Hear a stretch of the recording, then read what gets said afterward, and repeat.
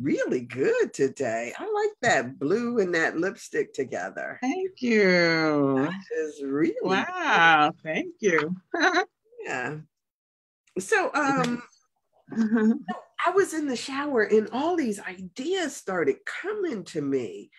And I was like, I just wanted to kind of be in that spirit, just like not like let that go. And so, I got out of the shower and it was like, oh my God, look at the time. So I was just like, okay, let me just go through my Yeah, I call those downloads. That's why I got 1,000 pieces of journals. Download moments. It's like, and so when I sing that song Home, and that one part where I put a lot of emphasis, there's two parts that I put a lot of emphasis on, but the one that is a life thing for me is that if just maybe I can convince time to slow up. Yeah. Just so I can just stay in this moment right here. But that is when, it was so interesting because I used to say, oh, I don't want any more than 24 hours in a day because if I don't manage the 24 well, if it was 36, I probably wouldn't manage that well. So yeah, it would be nice if we could go. Oh, you know what? I was listening to this woman, and she is, she was talking about, she's a nurse, but she has been traveling the world, going through different countries and having all these different experiences. And so she hiked to Nepal, I think it is. And she was talking about how when she originally did it, she didn't realize that the altitude, what the effect that it would have on her body. And so she said it was like she couldn't get enough air. She was like grasping for air all the time. And how difficult it was to breathe in situations like that.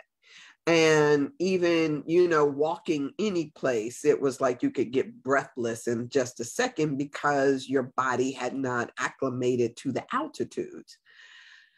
But then she talked about that. She juxtaposed that up against going someplace like the rainforest. And she was talking about the moisture. And she says, and even though it's a different type of thing, like there's so much moisture in the air, she said that you don't feel dehydrated, but because of all the moisture that's there, she said you don't get the normal stuff out of the air that you normally would. And she talked about her struggle with breath and breathing there.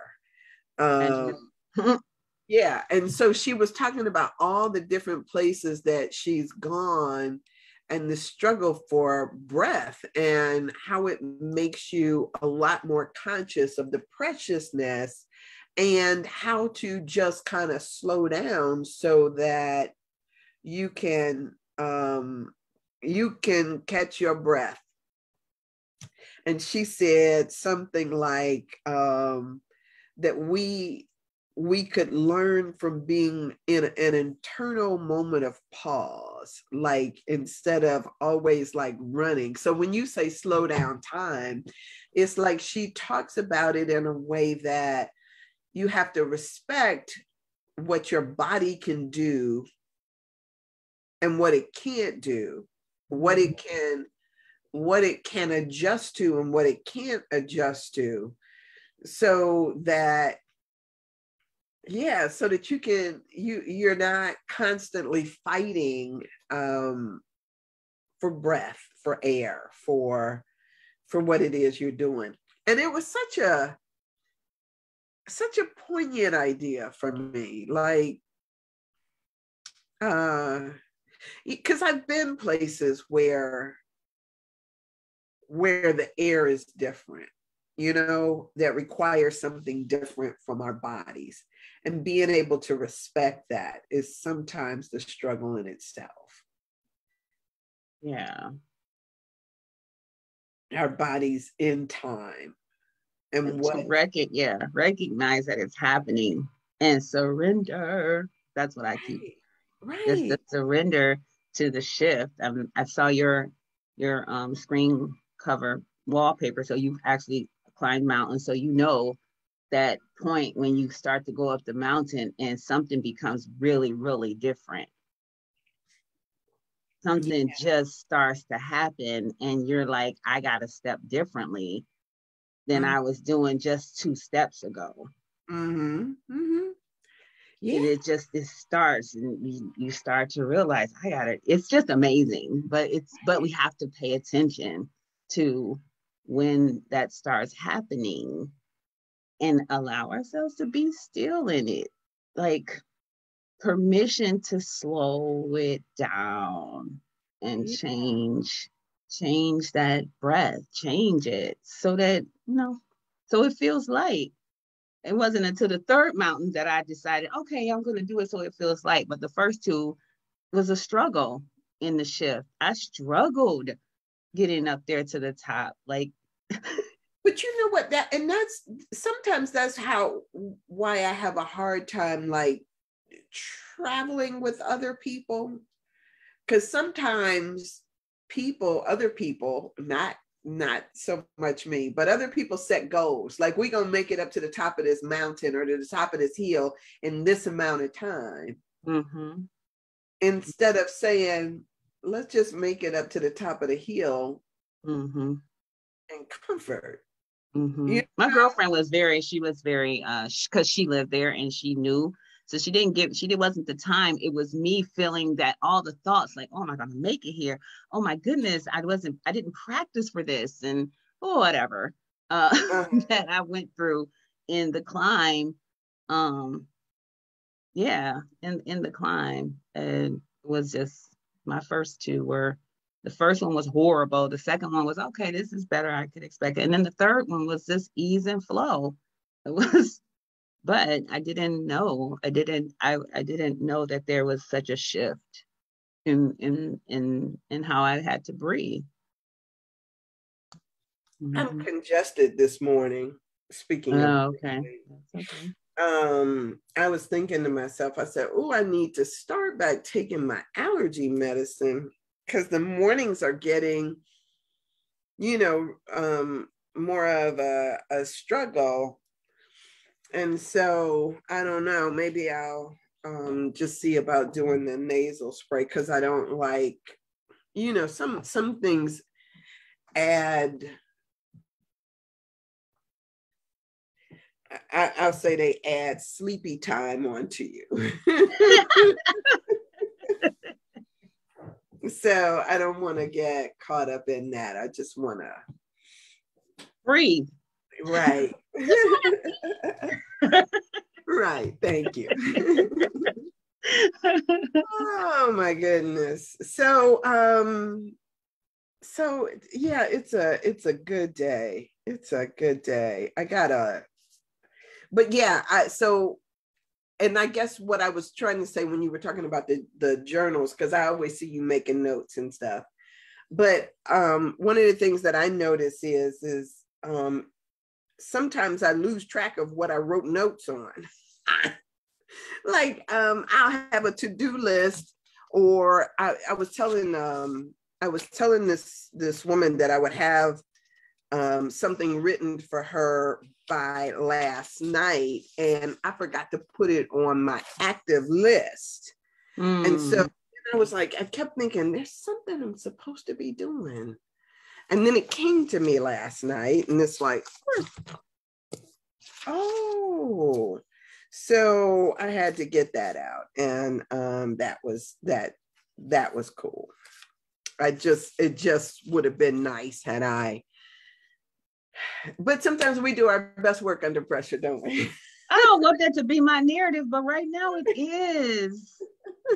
My mother used to say, I think you get a buzz having these last minute things to do. And I was just like, I don't think so, but I don't know, because I keep coming to this place. So it may be truth that I need to surrender to, but I probably do get my best juice when I'm trying to throw it together. I'm not in control then either. Yeah. I'm surrendered. Yeah.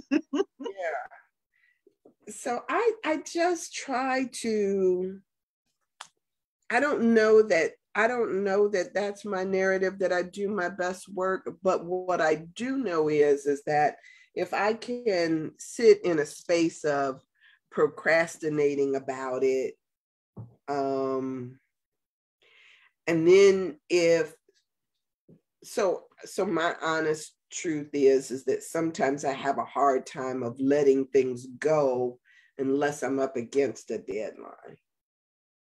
So if you tell me to be here at a certain time, sometimes it is, okay, I got a few more minutes. I got a few more minutes. I got a few more minutes. And so I always think, okay, I got a few more minutes, as opposed to just showing up. I don't know. Yeah. Because if I sit down early, then I still got stuff to do. I got more stuff to do. I could have straightened out my desk a little bit.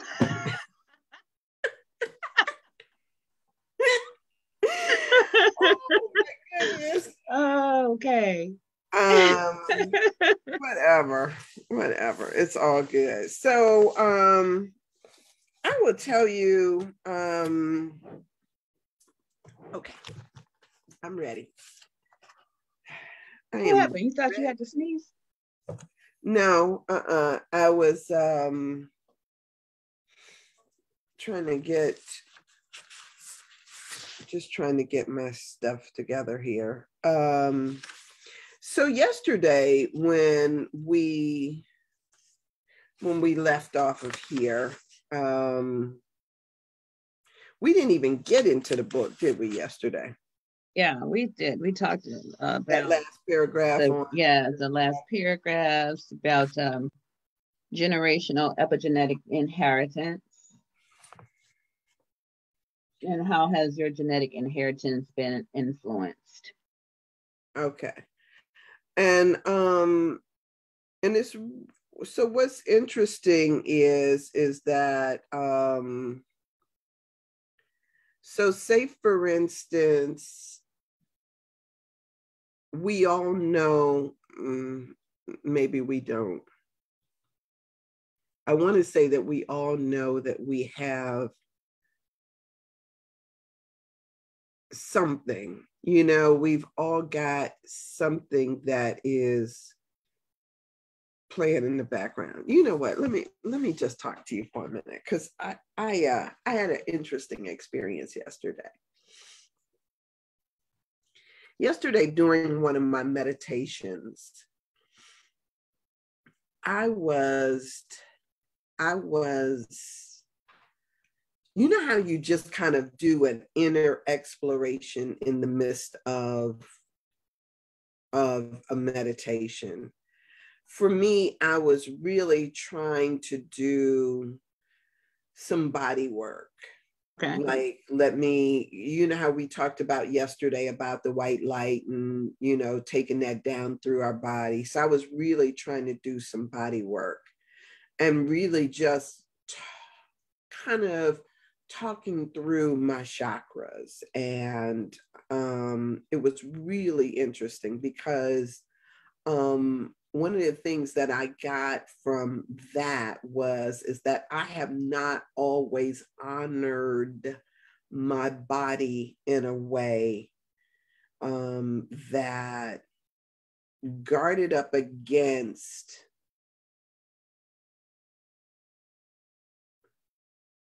people in situations that were not for its highest good.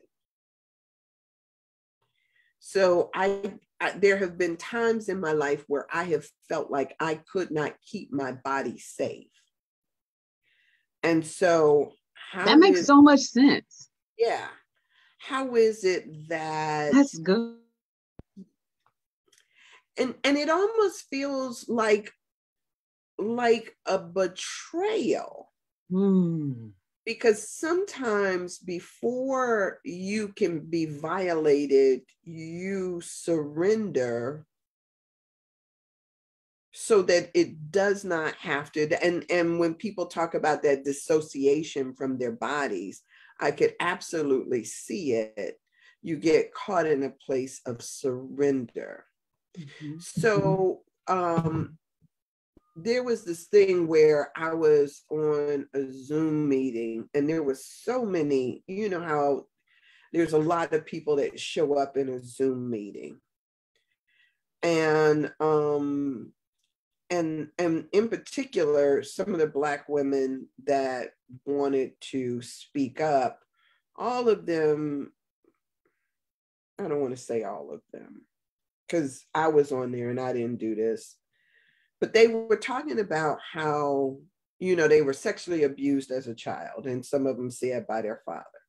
And I was thinking to myself, like, my God, why do all of y'all have to say the same thing as if this is an issue in the Black community? But I guess it is. What?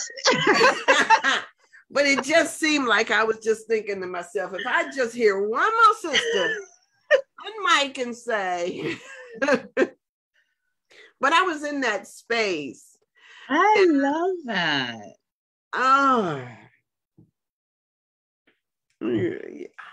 yeah.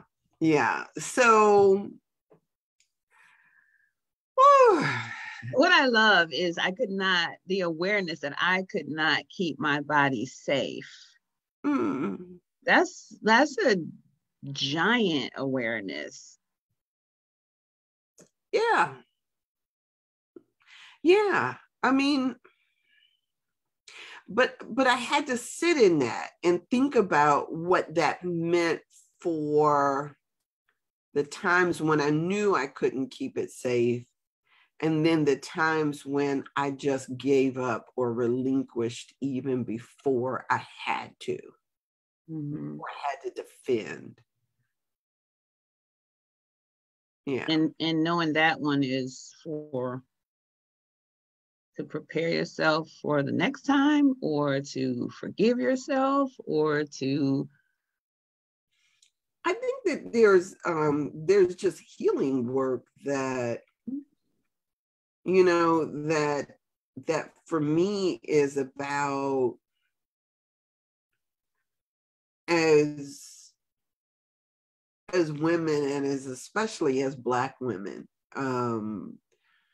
reclaiming this vessel that we inhabit. It's about reclaiming it. And so,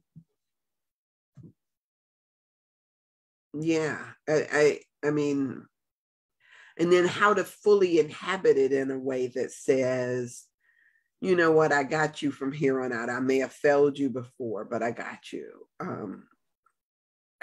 And then what does that mean, though? What does that mean? I'm like, you know, my mind is like, what?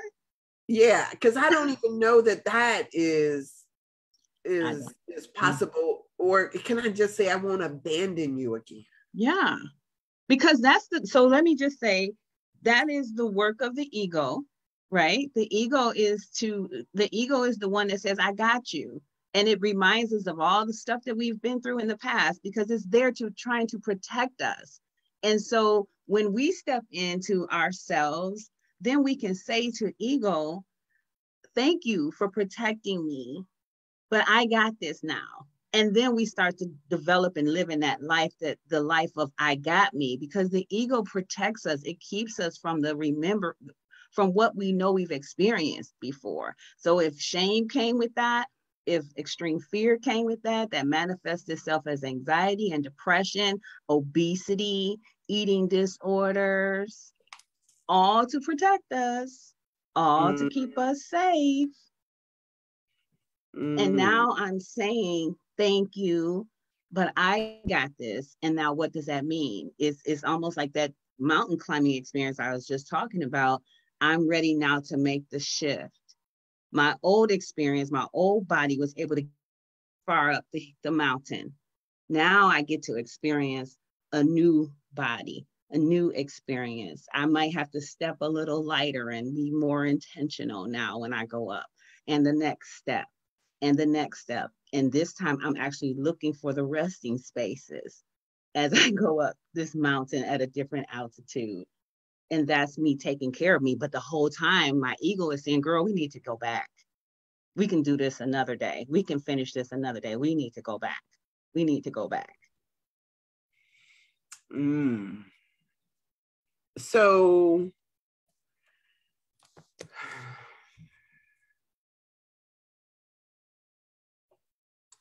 that's good. I mean,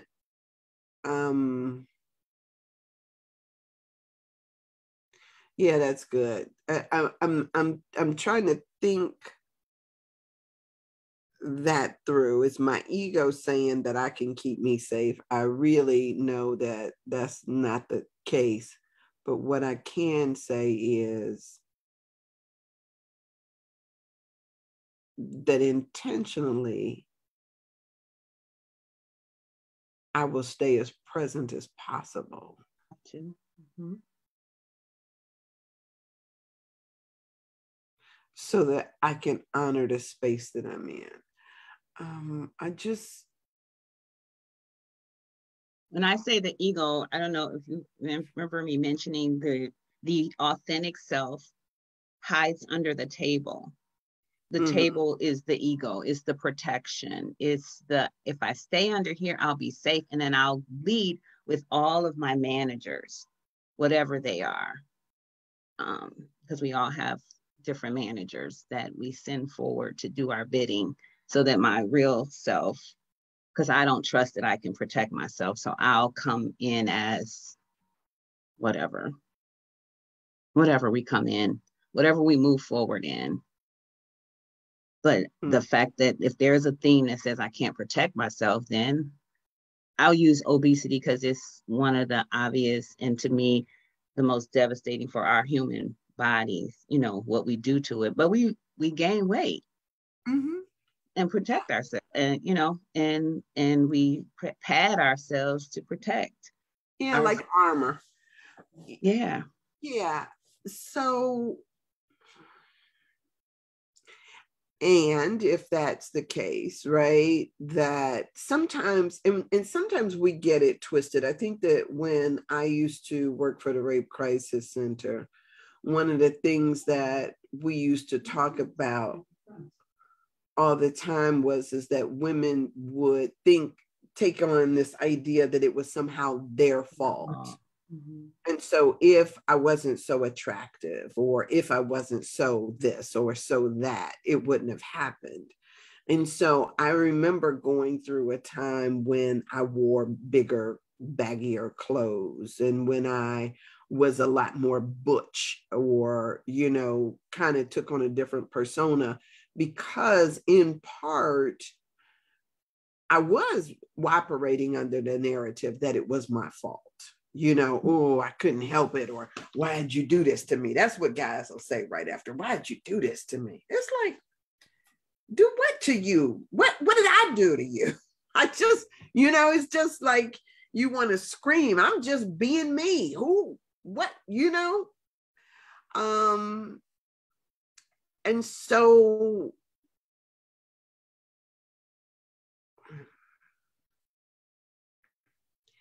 this is, and this is, unfortunately, it's not foreign to our community.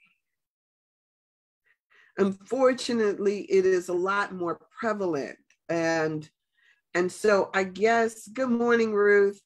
And so I guess where the rub comes in is that for me, it is being in those spaces where, everybody wants to, okay, like, now this is a place where we can start pulling out all our stuff. Our clothes.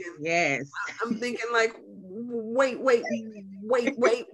like, not with these people. Not in this context. I wanted a different context where it's kind of like my mother used to always, have these little statements like, airing your dirty laundry, or or what happens in this house stays in this house. Like, there ought to be a space of community where we could have these conversations and not necessarily just broadcast the cultural piece without the without putting it in context of what has happened to us in not having dominion over our own bodies for centuries. Yes. For centuries. And so without putting it in context, everybody could sit there and say, oh, tis, tis, tis, what a shame. How terrible for your community. How terrible for you people. Without understanding that we've been robbed of agency. We've been robbed of this. And so this idea of reclaiming ourselves, yes, it is something that needs to happen, but I'm just like sitting up there thinking to myself, let's put up a partition and do the work over here. Let's do that. Let me get my date book out. My language. Let me see what I got going on. I'm all about it. Yes. Yeah. Yes. I think that should happen. March 4th or 5th. Okay. Yeah. It's there. It's in the air, right? Okay. Yeah. So okay. March 4th or 5th. And what are we going to call it?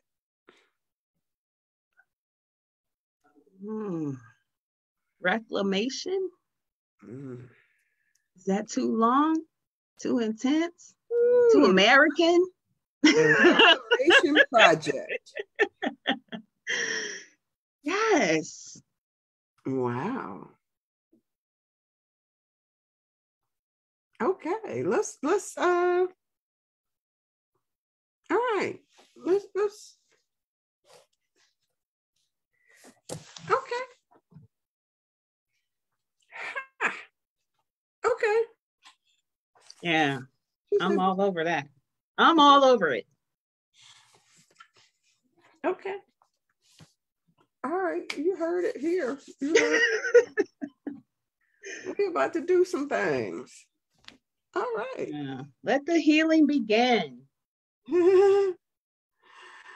All right, so let's dive into this, and because there's a part of me that really wants to get to there's some stuff in this section that is really interesting to me. Diaz is who he brings up now, and he was doing works. His group was talking about genes, and he says that until the data is examined in human studies spanning multiple generations, they won't know stuff definitively. That's why they use the mice as the example. He says the current research with animals certainly asks us to pause, there's that word again, and consider how we're born sharing the stress of our parents and grandparents, right? And even all of that can be stress inducing. The stress of our parents, our grandparents, the stress of our birth, the stress of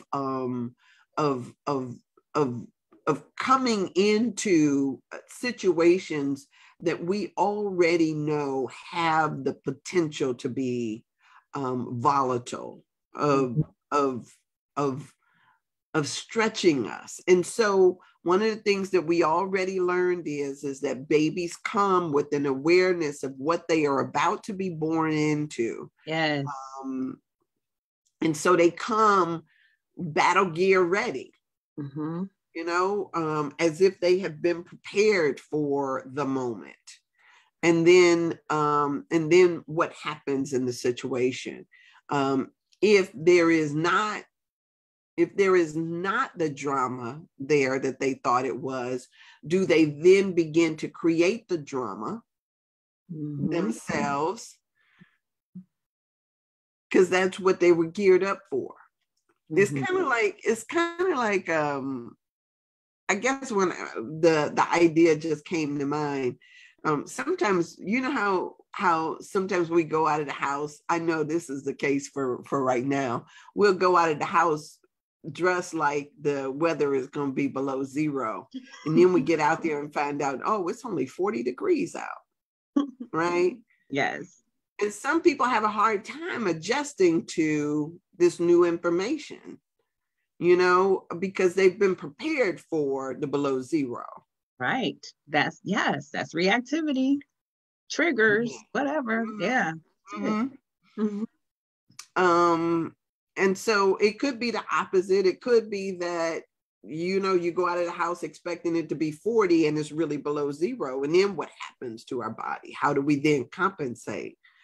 Because it's not always convenient just to go back in and get new gear. Sometimes we get caught in the rain, unbeknownst to us, or, you know, whatever the case may be. Sometimes life happens, and then we've got to figure out how do we adjust for the situation that we find ourselves in. And subconsciously, if all of this is being done on a subconscious level, if we haven't brought it to consciousness, sometimes we just, you know, we figure out ways to deal. The body does what it does too. Like we just respond in the way that it does. So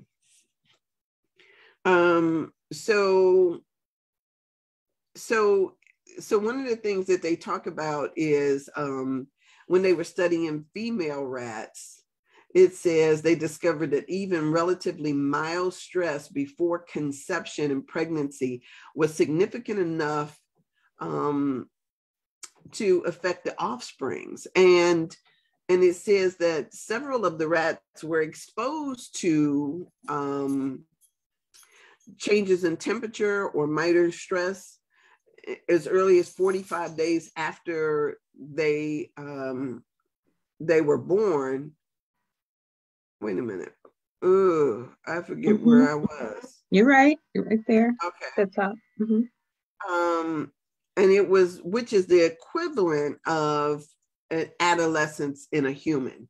So 45 days after a rat is born, that is the equivalent to us reaching adolescence. And remarkably, the effects were measurable in the next generation. So when you think about that the stress that is put upon one generation will show up in the next generation.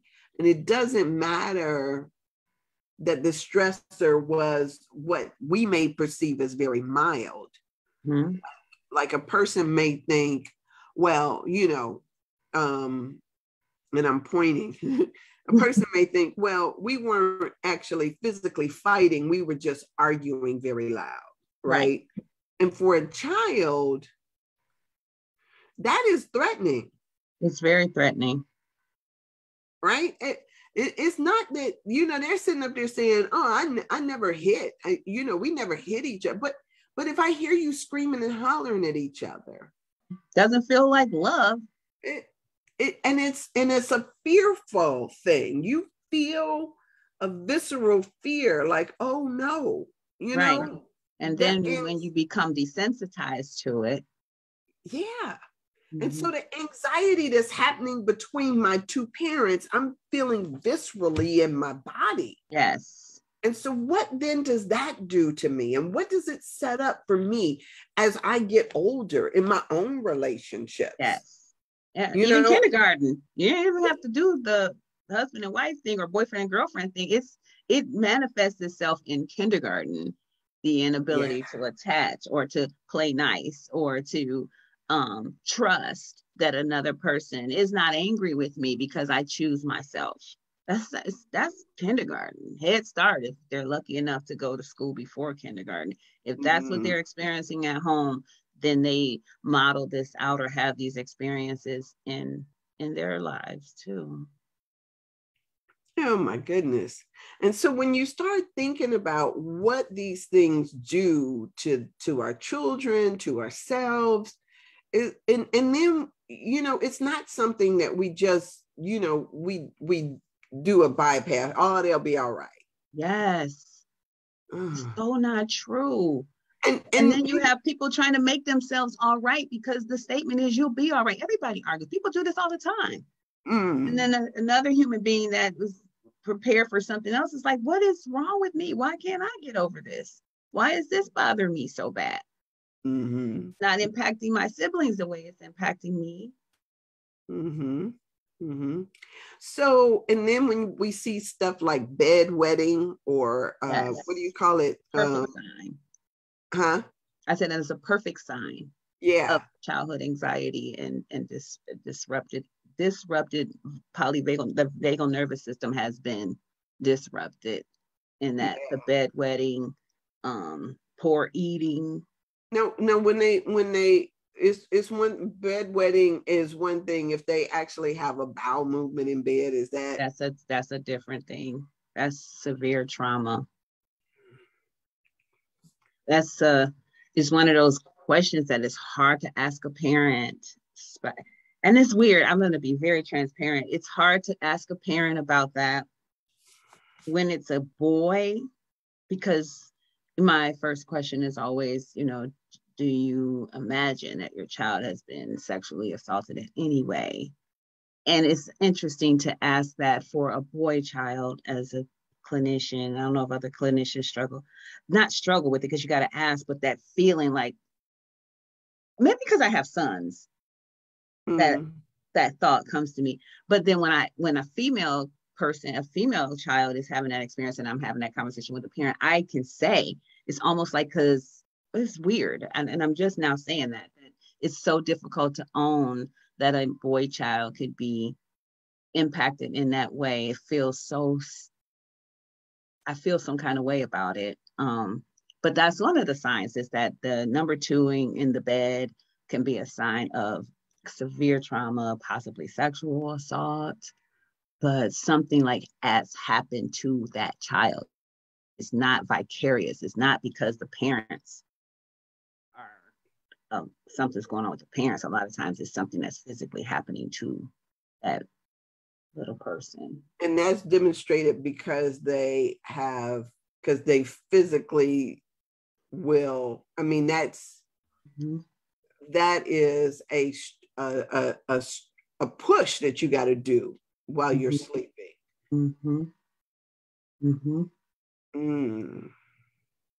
Then it's a moment frozen in time. A lot of children with brain injuries are challenged with that as well, even though they can be taught. You know moms that, you know, or parents, but most of the time, unfortunately for me, it's moms doing all the work. So please, I don't mean to discount any dads, but so the work is usually with the moms that are having to change, you know, give the child the consequences so that they can change the pattern of behavior.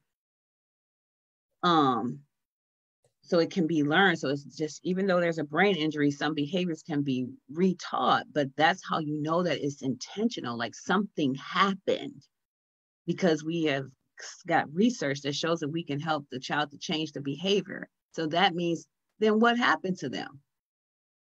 If there's a way to say we can do this different, then we need to know why it's happening. Right now we got brain injury, and what I know is there's been physical trauma. Wow.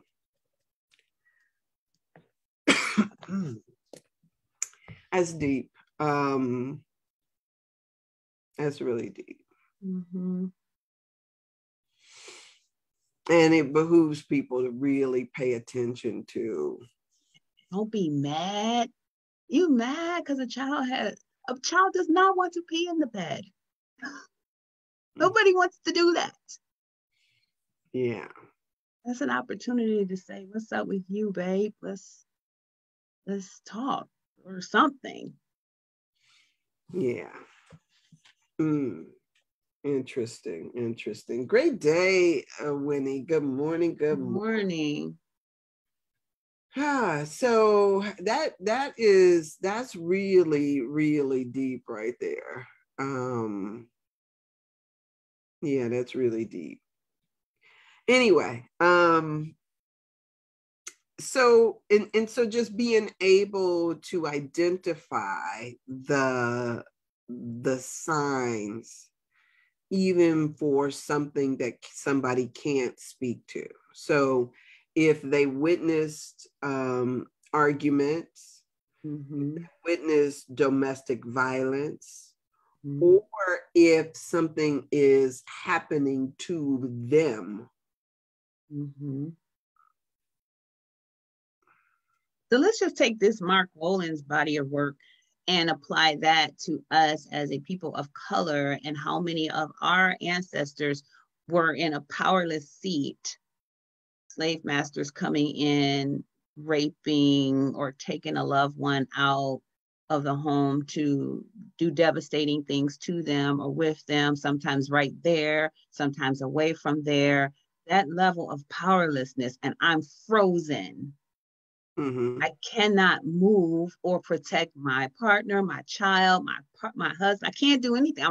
I'm frozen. That is in that person's body. Right. And then they go to reproduce because that's their job. And so that gene expression is now a part of me. And so even though I may be responding to parents arguing in a way that may seem abnormal to my parent, I could be expressing a gene expression that was from my grandfather when he lived on the plantation. Yes.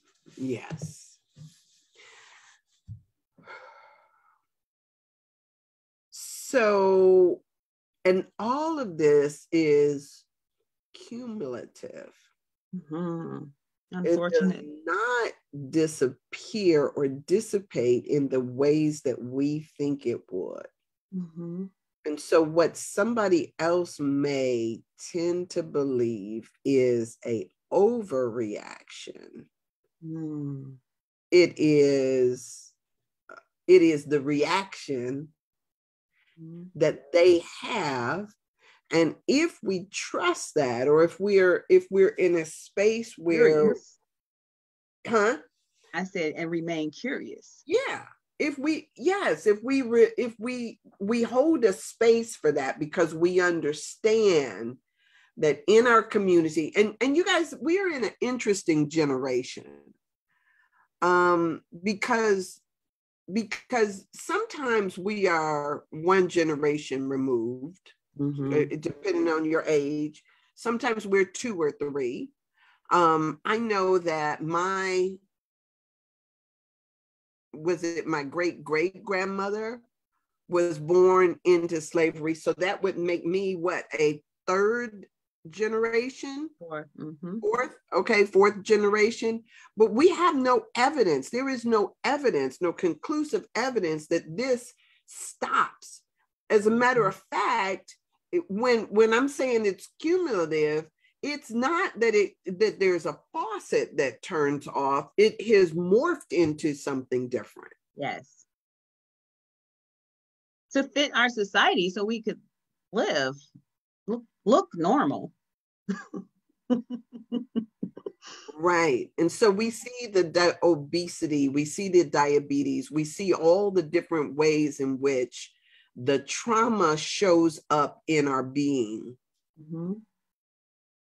And instead of us understanding it in the context of what we've been through as a culture, as a group, rather than understand it in that context, we put on top of that shame and guilt. And that shame and guilt, what we don't bring up to the surface, we can't heal. Don't look at will linger. Yeah.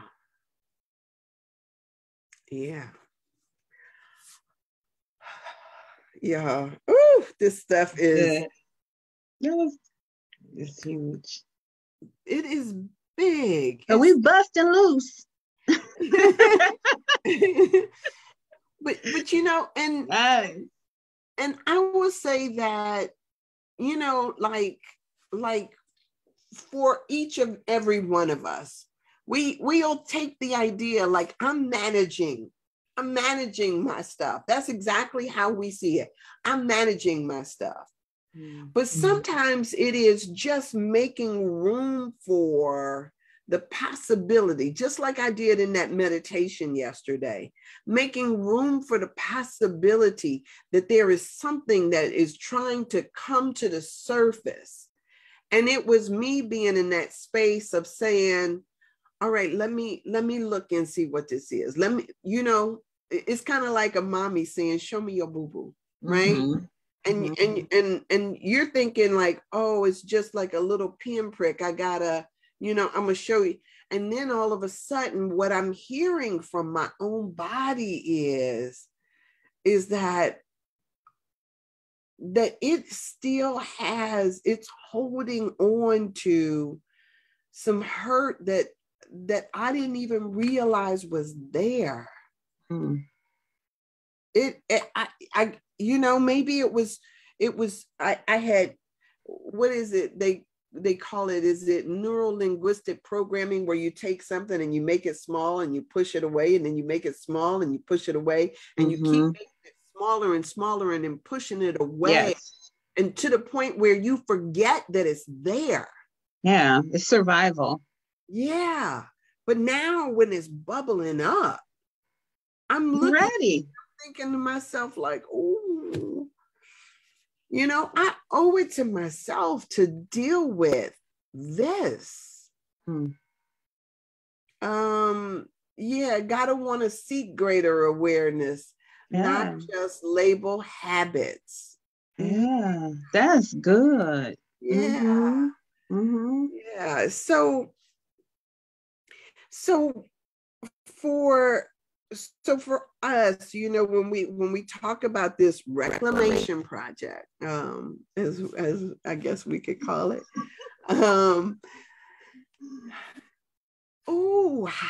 just getting in that space where we are willing to look at something that we don't necessarily want to see, but how else as a community can we do the healing work unless we bring it up and begin to deal with it?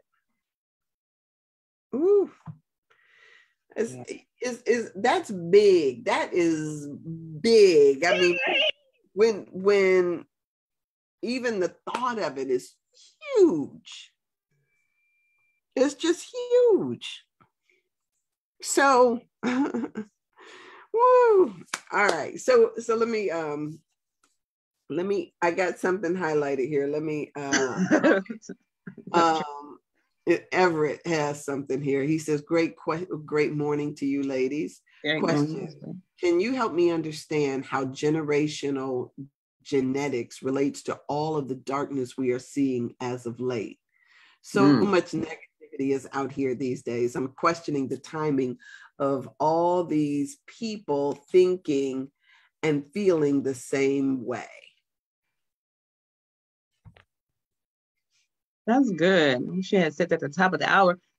And the question for me is, are you questioning the validity of it? Or are you questioning the timing of it? Like, I'm not quite sure what you're questioning, Everett.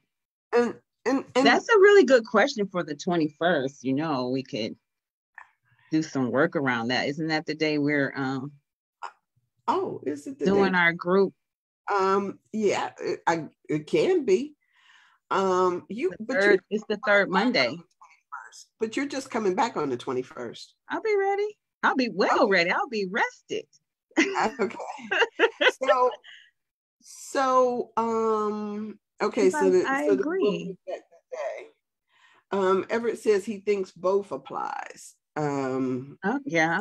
I just wanted to get clarity for him. Yeah, from him. So, but what I know, Everett, is that, you know, the pandemic and, this feelings of isolation, I think has us having a different way of even interacting with our own stuff. Selves. Yeah, because we're in the squeeze. I was sharing this with somebody yesterday. We're in the squeeze and we're limited according to society. We're limited to how far we can reach out now, right? And so now there's that's that song Bustin' Loose that came to me this morning. It's like we want to get out, but we're getting out with all our stuff, and we're and and then there's this other thing of because of the separation. Now I'll say this: if you are used to having some kind of outlet or some kind of drama or some kind of something, because of this shutdown, your outlets seem to be limited sometimes, somewhat, right? And so when you get a chance to show out, people show out.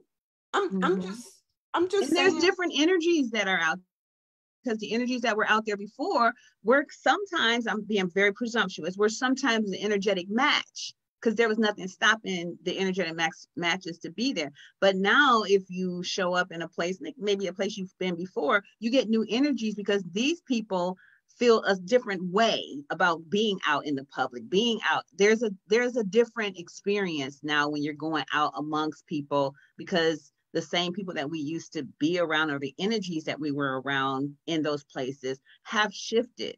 They've changed. Some have, some people have retreated, and some other people have gone forward that may not have been in our space before. And I will tell you too, that I think that people feel emboldened by some of the imagery that they see. So our former president was a person who emboldened people to express, like he was saying, oh, I see you, bring me, what is that thing on the Statue of Liberty? Bring me your huddled masses, or bring me your this, or bring me that. He has kind of made people's woundings seem as if not only are they valid and just, you've been, we forced you into a corner. You've been forced into a corner, and now you know what? I'm giving that clarion call that it's okay for you to come out and show your racist self. It's okay for you to shoot out in anger, or to say, what is that? What did he? I mean, there was so many different things, that whether he was saying lock her up, or don't be gentle, or whatever it was, he was saying stuff that emboldened people. And in that emboldening, he kind of, talk about drain the swamp. He stirred up the swamp. Yeah. And so there is a energy that is going around that, that people are feeling as if, hey, I gotta, almost as if, that they feel this urge to speak up. So this is not just in the Black community. It becomes about what the uprising that's in one level is going to be an uprising on all the levels. One of the things that happened when even here in this country, when we started having when Toussaint Louverture had the slave revolts in Jamaica, they sort of acted like a chain reaction around the world, even though people weren't aware of the revolt in one location. It stirred up something on in the ethers. And so people started pushing up and rising up all over the place. And so when it gets into the atmosphere, I mean, it gets into the atmosphere. And so there is that stirring up of stuff. So it's, it's where we are. And we can follow the lead of the betrayer. That's my line that's my little message to me. Whenever I feel betrayed or duped or whatever. So let's just take our ex-president, who shall be nameless, as Rhonda says. When he gives that clarion call to stand up for your truth, yeah, that's my clarion call too. That is for me too. And it doesn't look like theirs, but it looks like mine. Like, and so I think that's we can do that. We can honor the clarion call. Mm-hmm. We can honor the clarion call to see this differently, see this the way I want to see it, because that is what is making up. That's what makes up this thing right now that we are experiencing, is someone else's way of seeing it declared, right? Mm-hmm. And people say, hey, I see it that way too. Mm-hmm. And in the past, we've said, oh, well, that's the way it's being seen, that must be the way it should be done. You know, and I will tell you something about, so this hasn't always been our narrative, but it is so good now that we can own it. When somebody says checkmate, right? Mm-hmm. We're going to be like, check, right? Checkmate this, right? You know? Instead of us cowering in the corner, it is time that we scream checkmate, darn it. Mm-hmm. Mm-hmm. So I know that you know, it feels as if we just want to go back to sleep. Yes. Don't look away. Mm-hmm. Don't look away. This is our responsibility, not just to ourselves, but to all the generations. Oh my gosh, we have learned that. Us. Yes, we owe it to them. Yes, we owe it to them not to go back to sleep. Yes, right. Know your stuff. That's why we're doing what we do. Know your stuff. Get educated about the triggers and all this stuff so we could speak to that. And then let's go out and, you know. And I think in my humble opinion and my own experience is that the more healing and refining and clarity that I get around who I am, the less I have to talk about it, because there's an energetic wave of healing, because I'm a healer. There's a wave of healing that does what it does without me ever saying a word, but just being present and showing up. But no, not but. And the work to do is to physician, know thyself, like all of us, knowing ourselves, knowing our stuff, allowing ourselves, allowing the language that you use, allowing it to bubble up. Mm-hmm. Allowing it to bubble up, and that's a thing. Yeah. And I'll tell you that at a certain age, it's not necessarily for us. So, I don't know. I'm just saying this, but we're no longer the frontliners. No, ma'am. We are the support cast. Yes. And I remember from being in That's college, good. I remember from being in college needing that support cast that gives the information, gives perspective, that gives direction, that gives the water when water is needed. And it's affirming and validating. Yeah.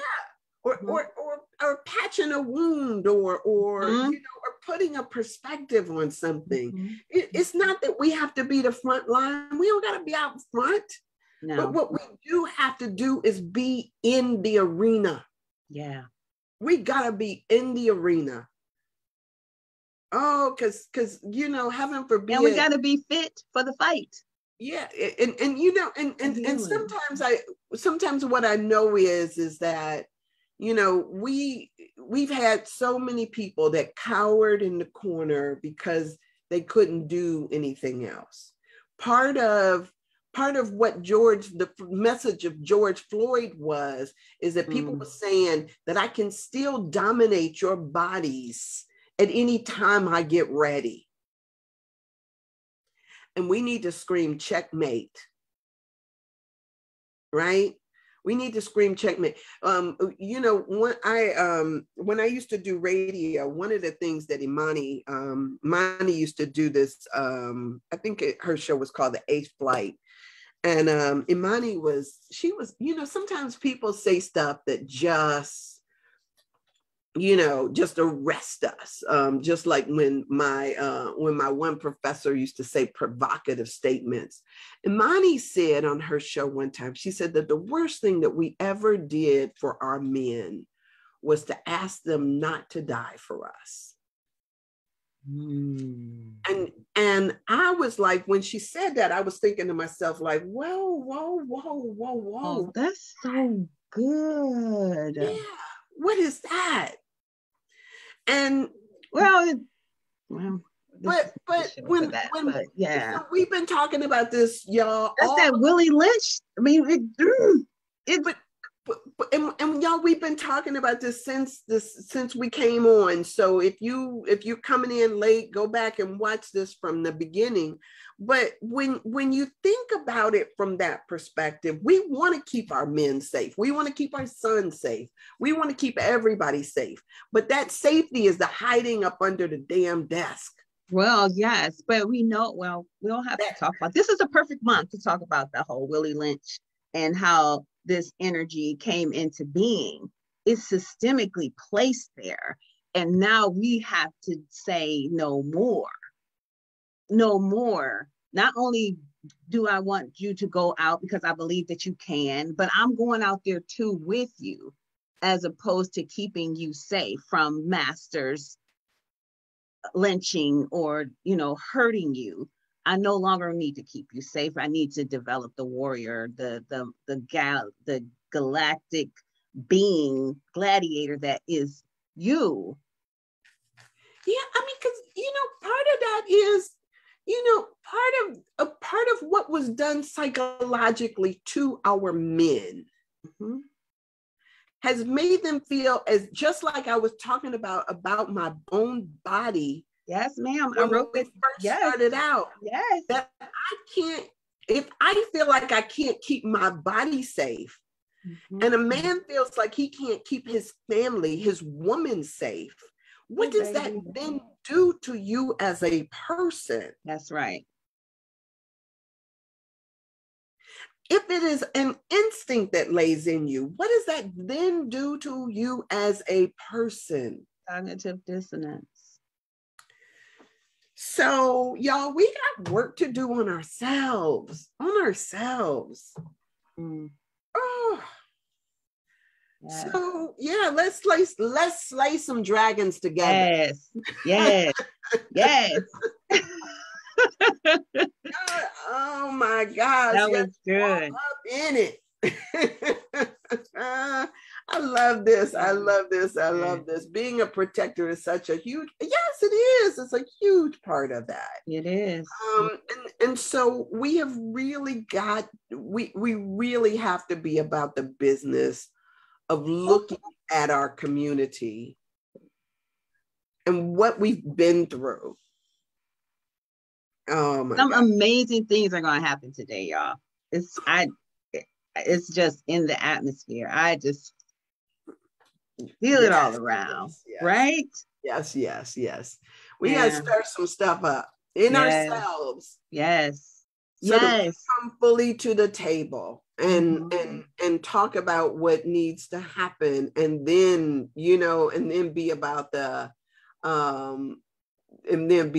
business of making this happen. Monica has chimed in, and she says so much generational trauma that needs to be healed. Yes, girl. Yes. So we can be naked and not ashamed.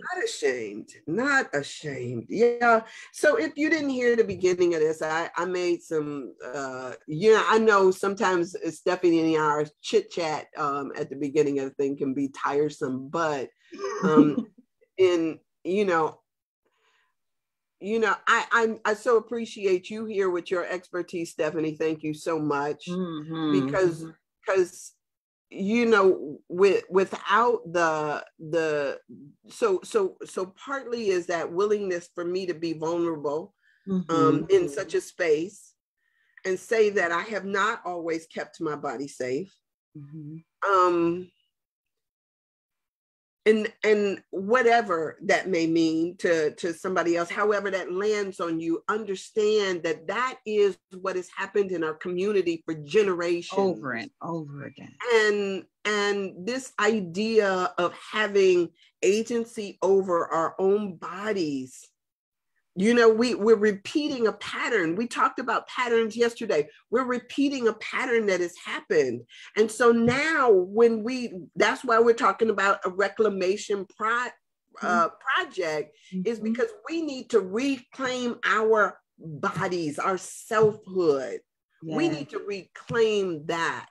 And I don't know, you may say, oh, that ain't my issue. That ain't my drama. But we got to sometimes you gotta breathe into a space of and say, oh, you know, what is this? What is this here?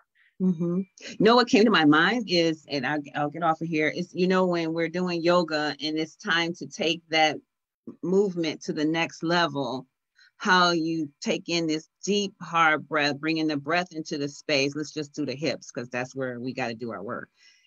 And then you just push out further. Like when you exhale, it's deeper bend.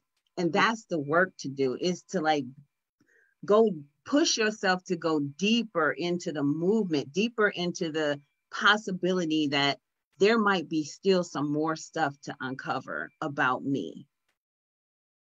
Can I just go deeper? Can I just push a little bit more to just go, it's just amazing. That's what came to me, is that times when you just want to push in just a little bit more instead of dismissing, like, this is as far as I can go. In my tree pose, I can only go to my calves. Mm-hmm. Right? Okay. Just push in that, and I'm being presumptuous that everybody knows about yoga, but anyway, I'm just saying that there is these times on our journey, and I feel like this is it, that we need to, when we exhale, we need to bend deeper. We need to look deeper. So let me say this too, since you brought up yoga, let me say this. Somebody said that the jawbone is just like the pelvis bone, except it's smaller. Mm-hmm. And we have had so much trauma around our pelvis, yes, as well as our jaw, and those two are connected. And so when we set one free, it's as if we are trying to set the other free as well. I can relate to that. I was breathing into my pelvic floor when all of this stuff started coming up. Like, how many times I have not been able to keep myself safe, right?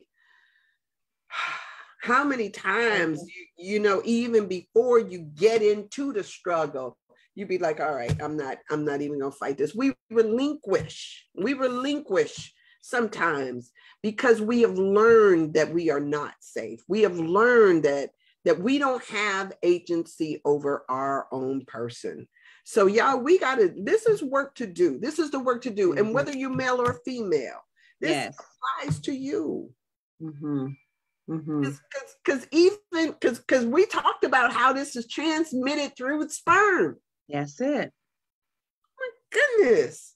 And you're transmitting it to your daughters and that granddaughters. Seems to be more sensitive than the egg. The way that they're talking about, the sperm is more sensitive than the egg.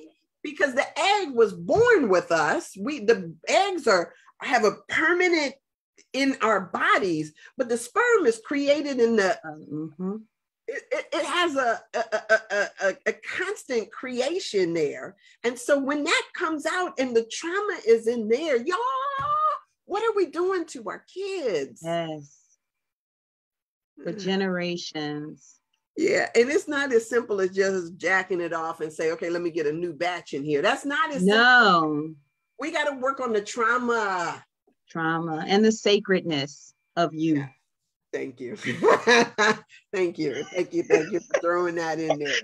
Yeah, because this ain't like spitting on the ground. This is the sacredness of you. Yes, this is yes. All right.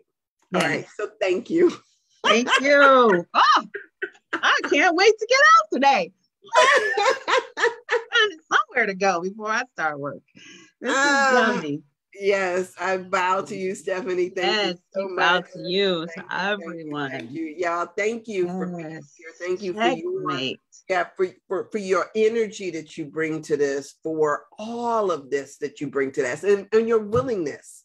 So share this video. Please go back and watch it. If you didn't see the the first parts of the conversation, because it's, this was like a Bernie Bush experience. We just showed up here to do our little 1-2, and all of a sudden this Bush comes. The same Bush that's been here all the time, but he's on fire today, right? Yes. So good. All right. You all have an amazing, wonderful Wednesday. You too. Yeah, this is big. Having this was big. This was big. And and I just think that, I don't even know what to say, because it's huge. So thank you. I thank you for your energy, your willingness. I thank you for all the foundational stuff that you bring into this space, the energy that you bring into this space. And I'm so grateful for Stephanie and her insights and all of this. It's all good. So yeah, I'll see you. We'll be here tomorrow. And all right, let's and we'll think about this reclamation project. And on the 21st, I guess that's the day that we do the everybody in the room.